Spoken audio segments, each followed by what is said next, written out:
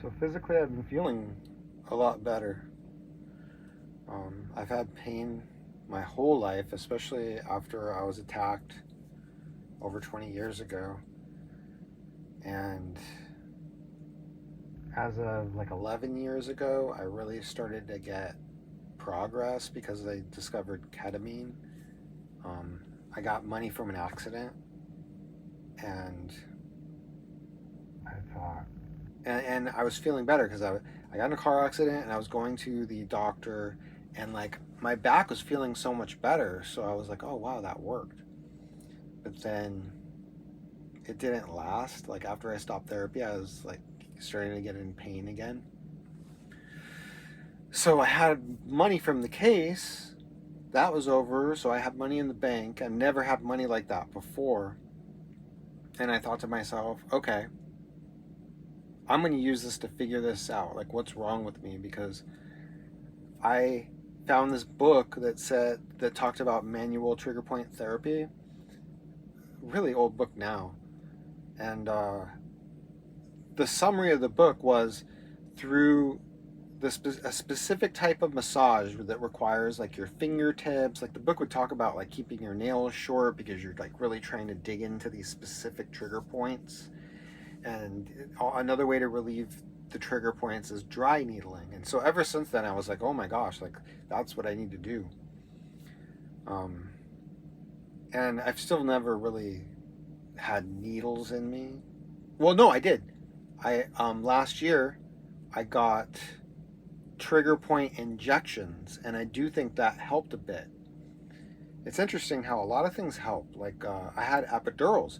I was in a second accident, so the money from the first accident, I went to this physical therapist in Santa Monica and a neurologist.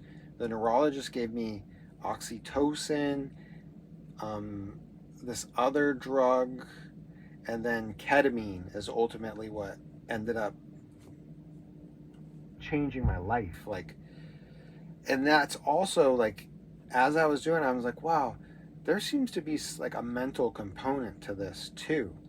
And there were periods where I was taking the ketamine where I was feeling so much anger. Like it was like the ketamine, like like ketamine was known at that time to be an instant cure to depression. Even though it wasn't released to the public for that yet, it was known that studies were happening. And so I knew that, and I thought, I wonder if I have depression. And I wouldn't doubt it, because in hindsight, yeah, I'm pretty sure there was some form of depression that I'm still going through, I think. And the ketamine helped. And then after like a couple years of doing low dose ketamine every day with cannabis, the ketamine wasn't making as profound of a difference. Like when I first started taking it, I literally felt my muscles like it's like they were stretched into the wrong place and they were moving to a more balanced position, like where they should naturally be. I know it sounds crazy, but that's what was happening. I think I even have evidence of it because if you look at my body, like I have all this video and stuff of my body, and like areas that I would always have to manipulate to try and get out of pain. Like I always would have to do this and go like this and to try to get the pressure off of the nerves. And so my body in certain areas like looks different. Like things literally moved. It was hard for me to even believe what was happening, even though I could feel it happening. It's just like, this is a miracle. Unfortunately, like as the ketamine would wear off, it goes back. And now I'm at a place where ketamine can help with the pain, and it does kind of move things if I were to take it. Like all I need is the tiniest little bit. And what it does is it helps me relax. But I'm at a point now, as long as my life doesn't get too crazy, so I'm trying to keep my stress under control, and mentally, I'm developing the tools to be able to do that through watching videos on YouTube really help, and reading a lot of stuff. I just tapped into. I've been studying narcissism and the DSM-5s. There's a section of the psychology book. It's like the Bible for psychology, where they talk about personality disorders, and there's a class B disorders. It's basically my whole family. So, so understanding all this stuff is helping me be able to mentally, like I was just telling my dad earlier today about like things that I was learning about CPTSD, and how, like, realizing all this stuff, like I realized, like, I'm lucky to be alive right now. And like if I wasn't already dead, my life would be hell. Like, if it wasn't for all the work that I've been doing, because I am such a different, like, I feel so different. I feel like I'm a different person than I was 10 years ago, especially 15 years ago.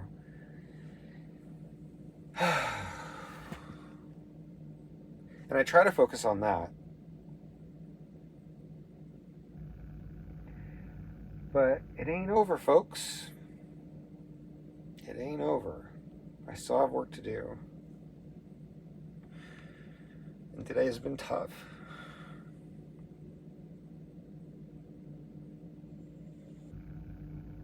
Times I'm having tough and I'm not in pain.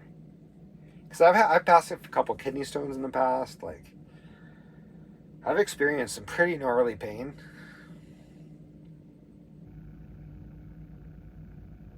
Dude, I just had COVID. That was rough.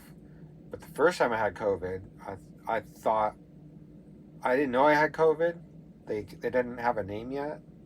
And then, like, a couple weeks before that, I had food poisoning from some Zanku romaine lettuce. I haven't been to Zanku since.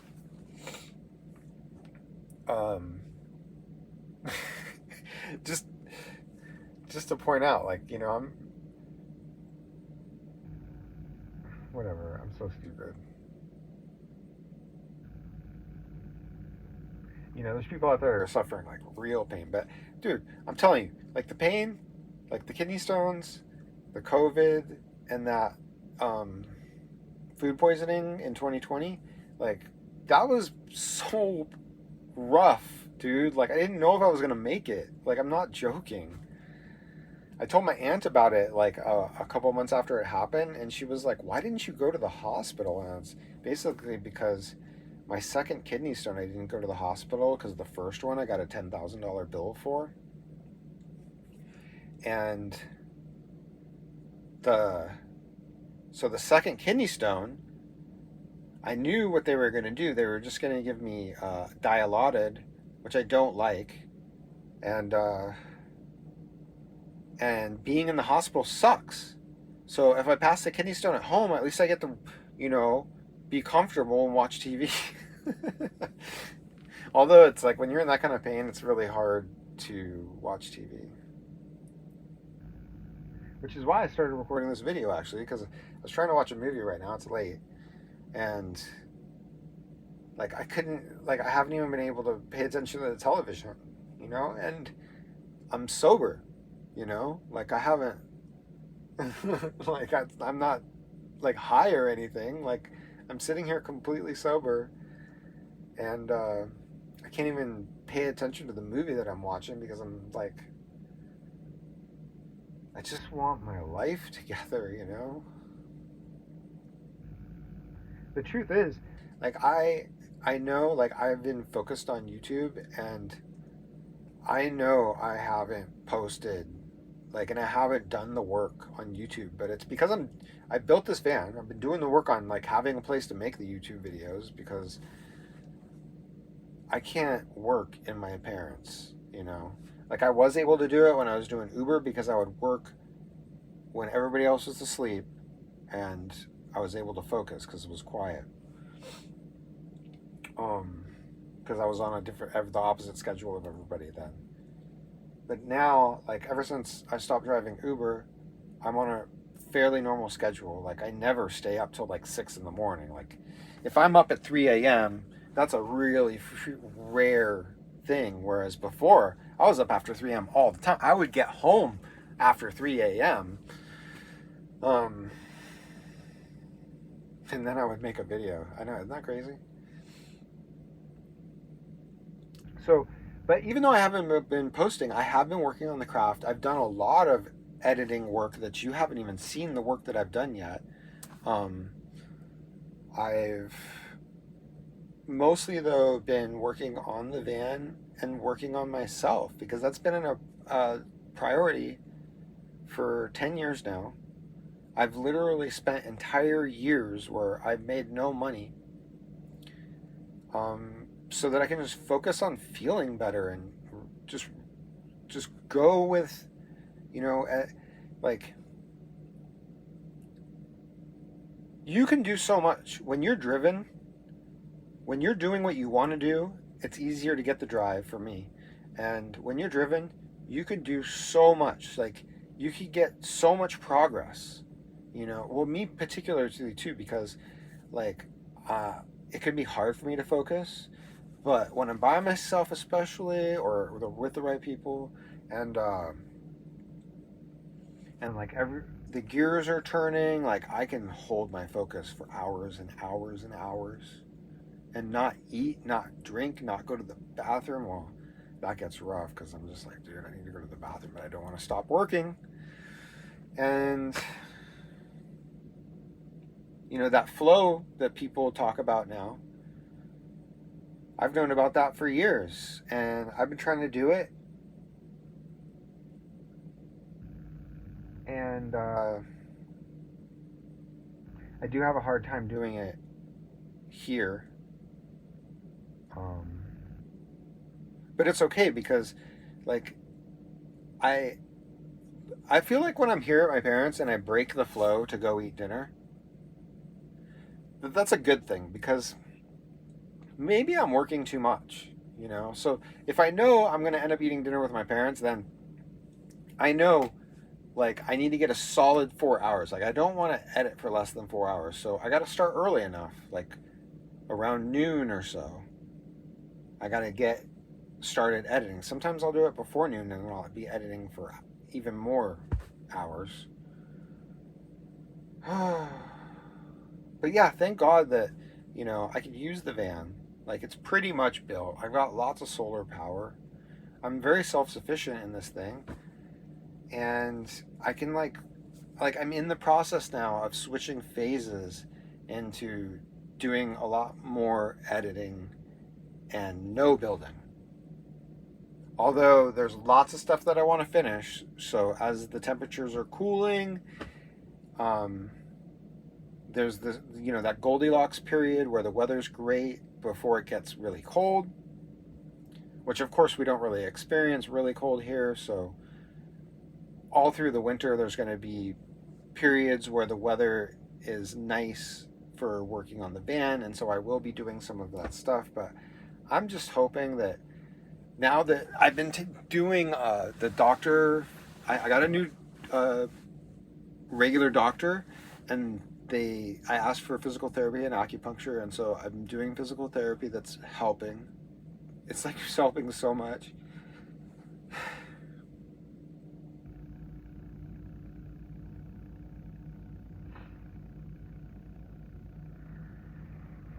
Over at the joint in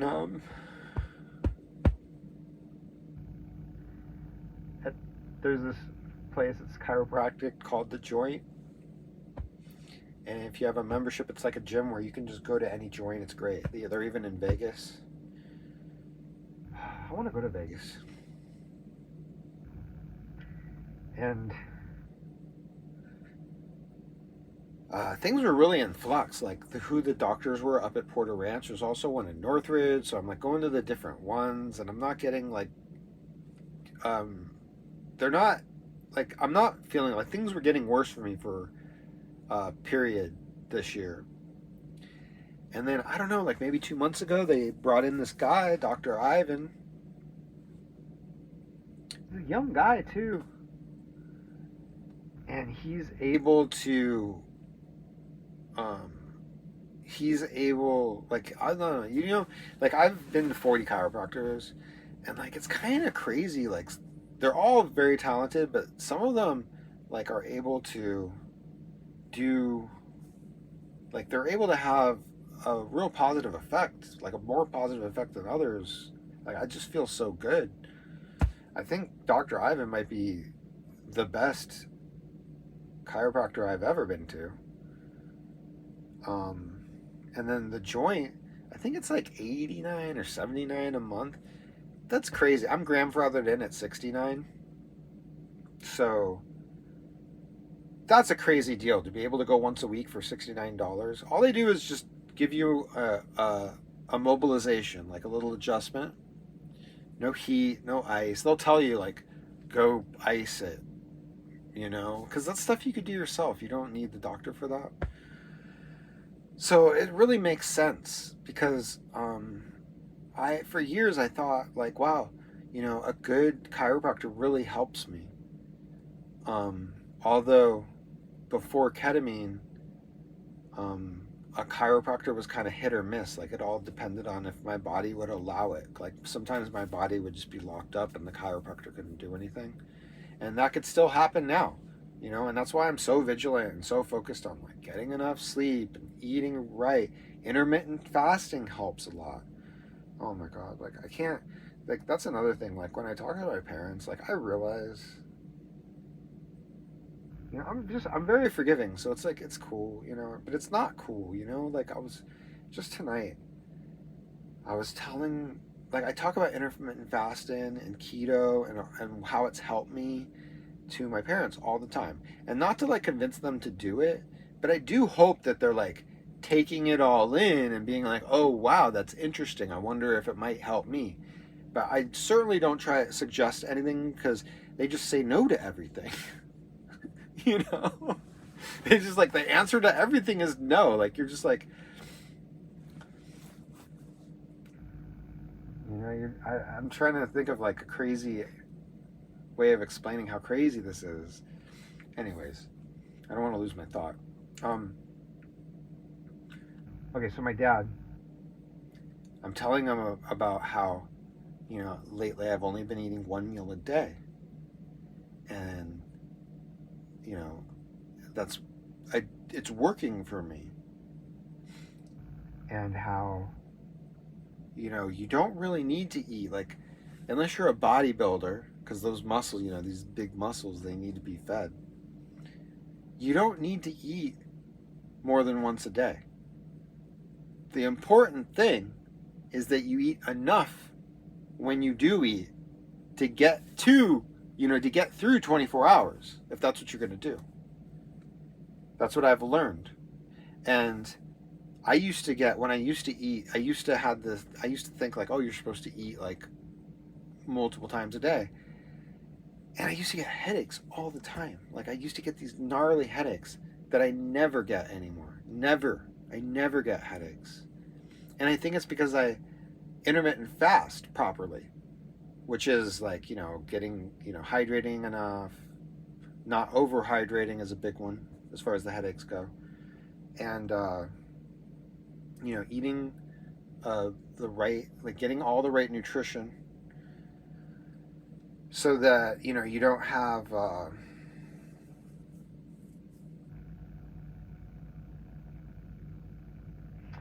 these, like, imbalances, so your body's in this rhythm of, like, okay, you get all your nutrients, and then you wake up, you don't eat breakfast, you don't eat anything, you go through the day without anything, and what you end up having is this, like regulated energy to the brain. So it's really, you feel the same all day. You don't have these, like, fluctuations in how you feel. You just feel the same all day. And then when it gets around time to eat, you're like, oh, I'm getting hungry. And what's crazy is, because you're eating the right things, I don't want to get into too much detail, but check out Dr. Eric Berg. He was very helpful for me. Yeah, I don't get headaches anymore, because my body Like the energy throughout the day is the same all day. There's no ups and downs because I'm not giving myself any food at all. And if I do eat food earlier, what tends to work is like some eggs and some mushrooms. Um, I will do some hot sauce. Like some hot sauce has like a little bit of sugar in it, just a tiny bit of sugar. Like no big deal. Like I'm not like serious keto. Like, but first meal, if especially if it's earlier and it's like you're not doing 24-hour fast, I prefer to not have carbs or sugar. Preferably eggs. So apparently eggs are like the best thing you can eat. And avocado. Dude, you know what? This is a 20-minute video already. I think it's a good video. I'm thinking about posting it uncut on Dave Lividay channel. And on this channel, I'm gonna maybe do this, like check in here and there once in a while. This will be like my mental health, like, cause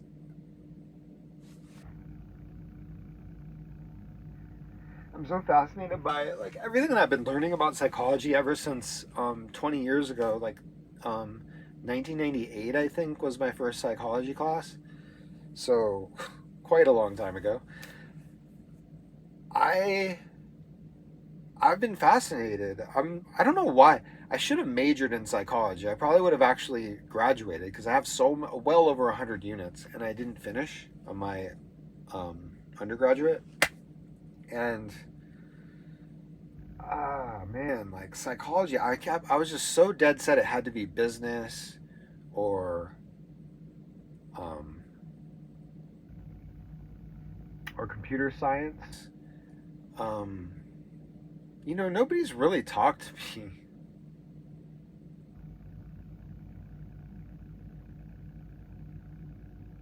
about my life and like what to do with it.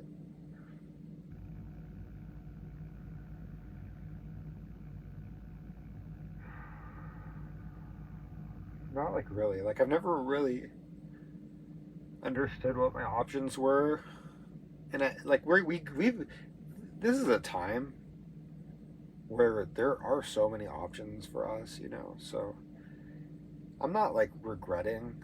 I think it's like actually a good thing that I'm kind of like starting my life, not over, just starting my life.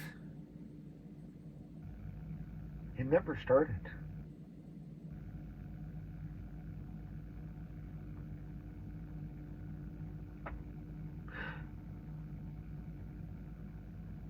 Unfortunately, you know, I gave myself that opportunity. I'm the one that like,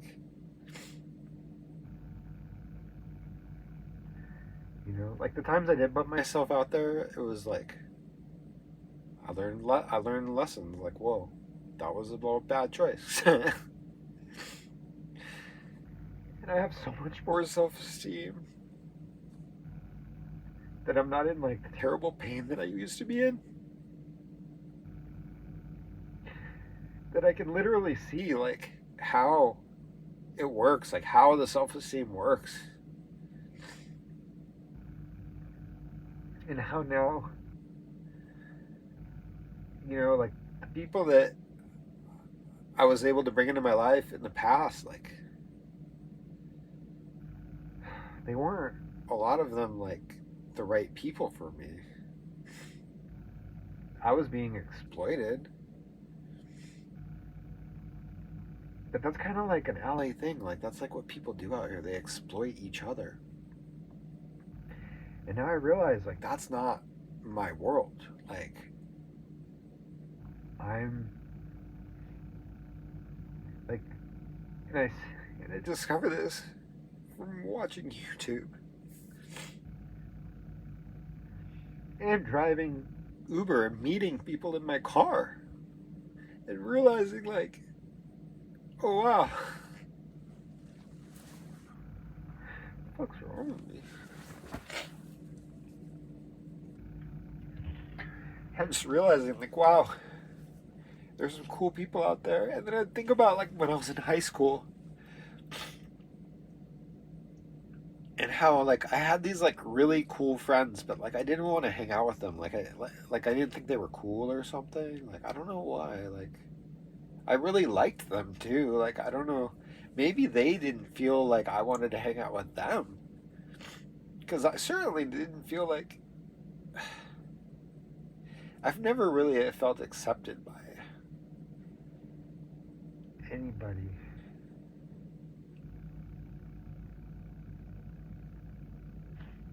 You know, because like the people that have accepted me, um, they've been like cruel to me at some point, and I'm just like, whoa, thought we were friends.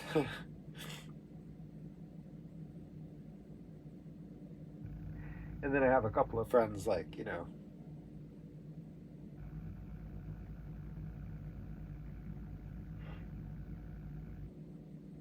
like some of my oldest friends.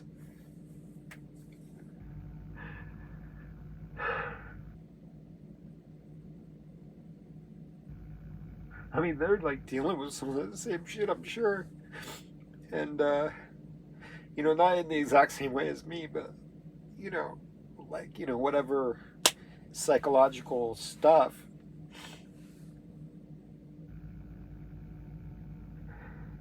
And like, well, one way or another, like, I know they care about me, you know. And then of course other old friends that it's just like, damn.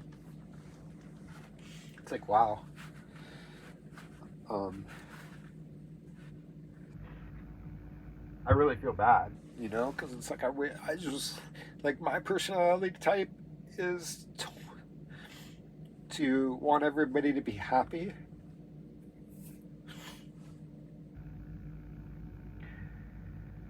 So yeah, it makes me feel bad for some of my old friends that I realize are just like too far gone.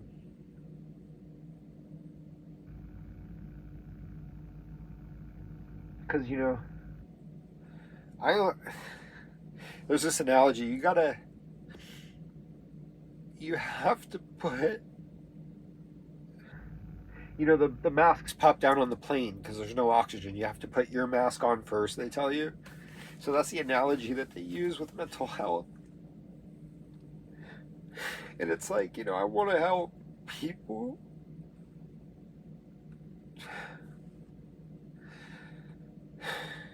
but I'm still at a point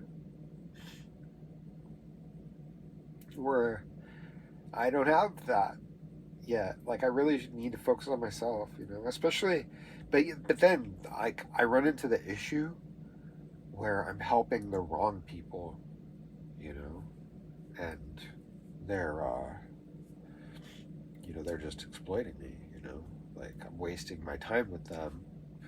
They don't really want help, they just want my attention or whatever it is, you know.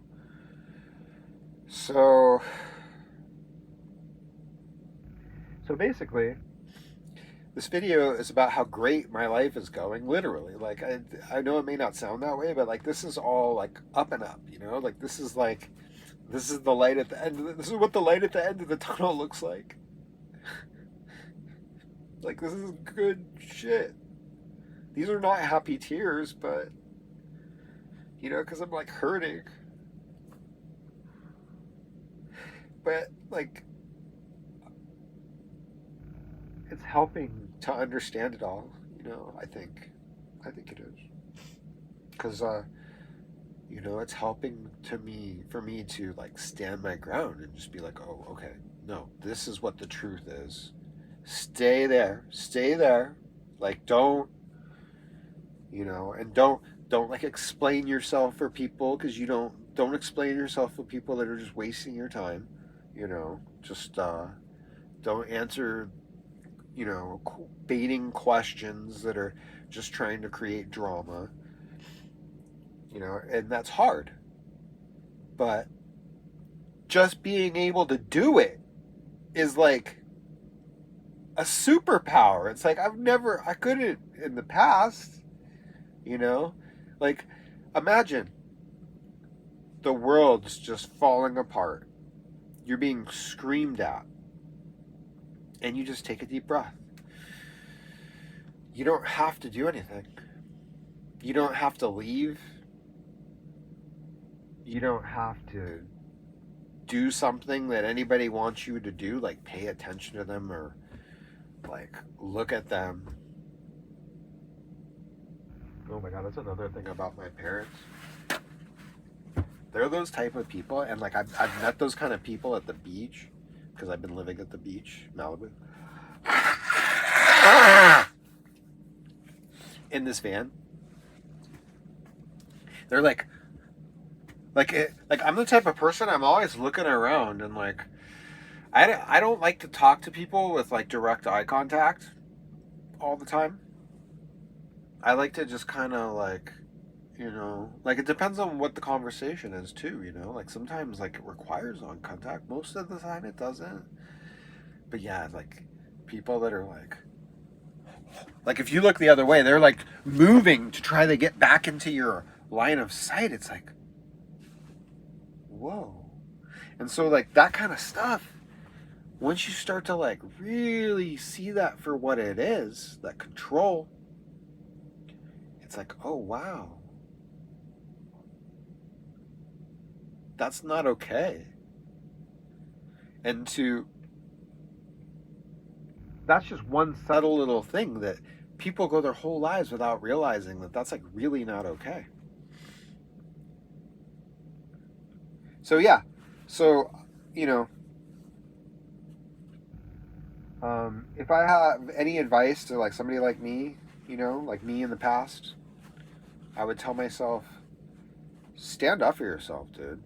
Like, don't be nice to these people that are being that way to you. You know what I mean? Like you're so good to people, me, and you don't need that. You don't need that aggressive behavior. You know, and and just to remember, like these people that behavior is pathological. Like at the same time, like it's my goal to not be overly condescending. When I'm responding to that stuff because it's pissing me off, and I've gotten to the point where it's like, yo, like, just, like I don't want that. With some people you can't even do that though, because they love the drama. So you just gotta stay away from them. Anyways, I feel like this was a great therapy session. You guys send me the bill, and can we do this again next week? I think I like you guys, and yeah, my last therapist, like I don't think he was. My last therapist seemed to think I was full of shit or something. Like he didn't believe me or something. Like, and it really, if you research CTPSD, which isn't actually in the DSM yet, so it's not a diagnosis officially yet. But if you research CTPSD, because it is a real thing, that's probably like one of the worst things you could do, like as a doctor treating a patient with CTPSD, is to act like they're lying to you, like the pain and everything that they're going through is like not like they're, I don't know what, because that's the thing. Like this particular doctor I went to, like he didn't say what he was really thinking. But he had a really crazy attitude, and he ended up yelling at me with, oh my god, I'm rambling. But yeah, there was a student there, and he like started yelling at me with the student there. And then when the guy left, the student gave me some advice that changed my life. The student. And this like crazy doctor that's like yelling at his patient. The reason he yelled at me is because I told him I needed to see a different doctor because he wasn't able to help me. Because I saw him twice. Wasn't working out. But you guys, I think it's going to work out. And I do want to see like a legit therapist. But hey, you know what? I'm really going to be working hard on growing my YouTube channels. And maybe I'll develop a YouTube following. And I would love to collab with the different psychology channels out there and have them like do like, you know, there's the psychology people, and then there's the life coach people. So yeah, like collabs with those people would be so awesome. So yeah, I see now, um, you know, work, like find solace in work. That's going to be the key for me. And it wasn't in the past because of the low self-esteem, you know, like I was in all this terrible pain. I'd be like grabbing at my groin, and people would, and I couldn't tell people like, oh, I have this problem with my groin. I felt like I couldn't. That's another part of, that's another thing that CPTSD does to you. You know, you like lie, you like withhold information. You feel like you have to. You're like desperate. And but anyways, um, you know, I'm not 100% there yet. Fortunately, I can make money editing right here.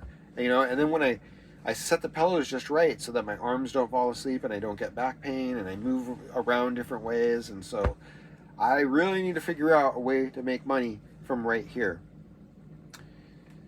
But ultimately, I think once I make a life for myself and I have an income, I could go find like some epic acupuncturist or masseuse that really like helps me. And I think I'll be past all this like pain stuff. You know, I just need to get into a schedule, like a routine, and a good masseuse is expensive. And um, even if you're only doing it twice a month, I mean, so that's one of the things about this build, the van, is by not paying rent, um, I can now have money for my back pain, mental health. You know, maybe I'll start seeing an expensive therapist because I'm just like, hey, shoot, I don't pay rent. You know, might as well spend. You know, like at one point my bills were $3,000 a month. Imagine if I could take, you know, what's like now it's like five. Not now it's like nothing. My bills are nothing. But when I drive around, I might start to use gas, so I might have some expenses. But imagine being able to take that $3,000, put 2,000 of it away. Of course, I don't have an income right now, to be clear, and then take 1,000 of it and you know, put that to my health and whatever. I don't know. I should have ended this video a while ago. I'm sorry to keep you guys going, but man, I feel better. Like, I don't know why I haven't, because I've had quite a few times like this, like over the last few years, and I don't know why I haven't done this. I haven't done this since that thing with my brother in Carpinteria. When, yeah, it's been a crazy couple of years of like understanding mental health a lot better. Yeah, man. Study narcissism, study class B disorders, study CPTSD, see if it helps you. There's so much out there, like that's not the only thing. But I do think, based on like stuff that I've heard Dr. Romani say, that those are big things. So, anyways, love you guys. Peace.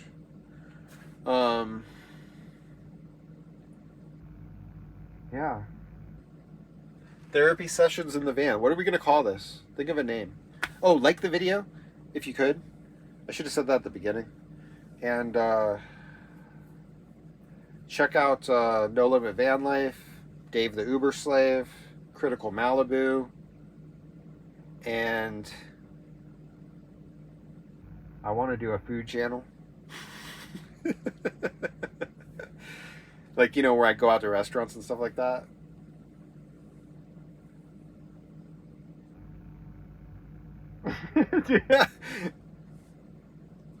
I can't even stay consistent on one channel. It's so much work.